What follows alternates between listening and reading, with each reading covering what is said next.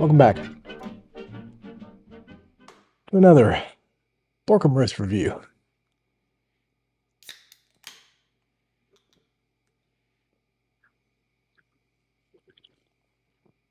I like the black Cavendish so much.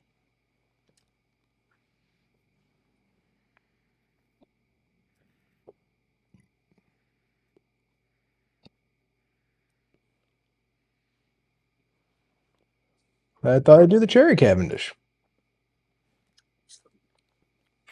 All right, I'll read you the back real quick. This is another STG product. And again, by the time some of you that see this, I don't know if this will still be produced at the time of this recording, so don't shoot the messenger. I'm just reviewing it. The Borkum Riff Cherry Cavendish recipe consists of 50% black Cavendish tobaccos, carefully mixed with 50% Virginia. On top of that, sweet cherry taste is added. They added a taste. Flavor, hints of cherry. The pouch note isn't overwhelmingly cherry. On first light, the cherry is, I would say, medium as far as how it's coming through. It's not overwhelming.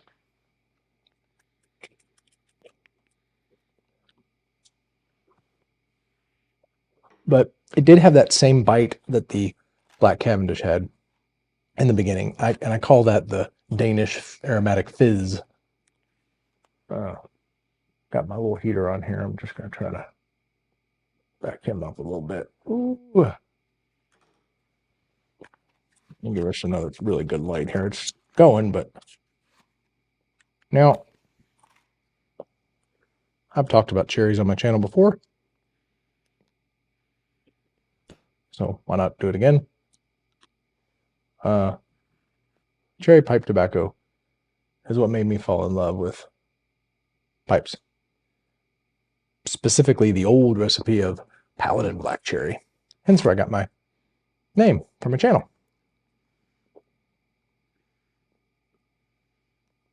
So cherry blends have a special place in my heart. But as I have matured as a pipe smoker, I must admit I don't reach for them as much anymore. I mean, there was a time in my pipe smoking journey that all I smoked was cherry blends. Shouldn't say it. All I smoked was Paladin black cherry. And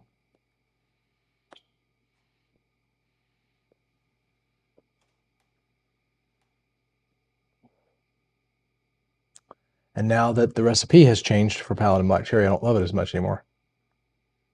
Thanks, STG.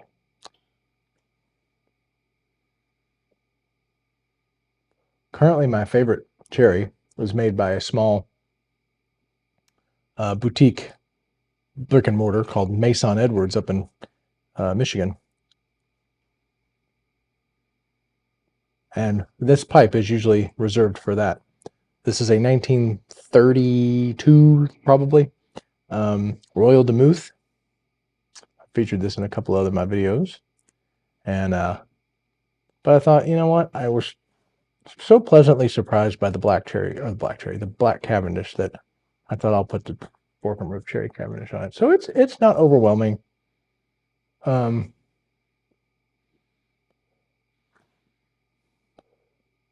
on the retrohale, you get a little bit of that grassy Virginia, a little bit of nuttiness too, almost a little bit of burley there. The cherry's not bad.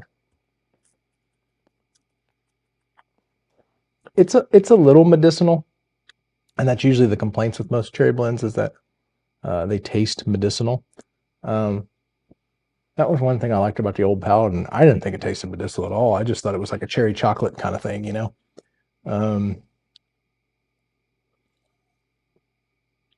The new Paladin is so light that most of you guys, you know, if you smoke for any length of time, I don't think you even pick up the cherry. It's so light, which is good. The burley's good in it. It's just got the little bit of vinegar on it, and I don't like vinegar. I don't taste any vinegar in these.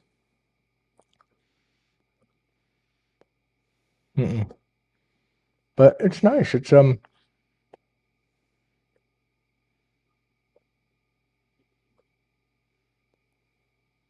pretty good so far for a cherry blend. So hang with me. We'll come back and do the final third in just a moment.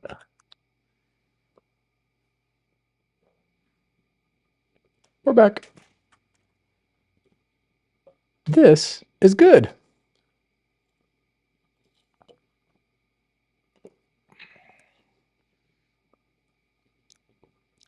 Okay.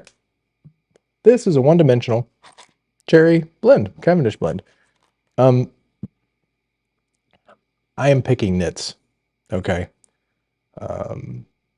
I really enjoy burley in my blends. I enjoy burley. I enjoy Cavendish burley. I enjoy Cavendish burley, which is sweetened with something. I like Cavendish burley. Cavendish Virginia, I don't like as much.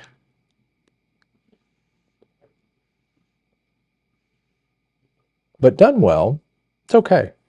It is a little sweeter instead of fuller and nuttier as on the burley side. I think there's some burley in this. Because when I do retro hails, I get that nutty profile, almost a little bit of cocoa, which is usually from burley for me. There is some grass there though on the retro hails too, but I'm eating crow again. This is not bad. Is it as good as just their straight black Cavendish? No. But if you're a cherry blend lover, which I know a lot of you guys are not, but if you are, that's pretty good. There's been no bite since the first, and I don't know if that's just the initial kind of like rest of the casing or humectants or whatever the hell they use burning off that gets me. Could be some vinegar. I couldn't detect it, but after that, it's been fine.